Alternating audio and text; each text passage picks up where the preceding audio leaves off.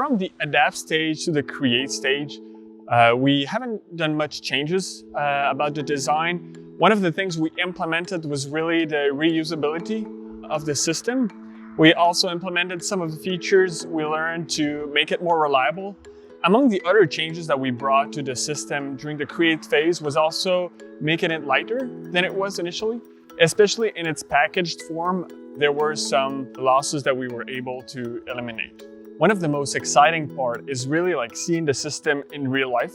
So it's really the moment where we go from the computer to the real life. We're really excited to put this in the ocean and be able to test the system at its fullest. The proceedings from the create stage will be used to build a second generation of our Snowflake device for emergency relief applications. In addition to the materials, we'll also be using those to rent equipment, do sea operations beforehand, before the competition.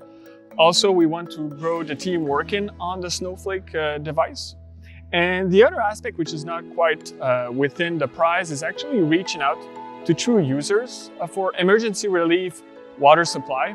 That's actually quite key because we want to make this product a product being used by people in need. So we want to make sure it's adapted as best as possible to real life conditions. Thanks a lot for all the organizers for the prize. We're looking forward for the next step and also to see our fellow competitors and meet in person really shortly. Thank you so much.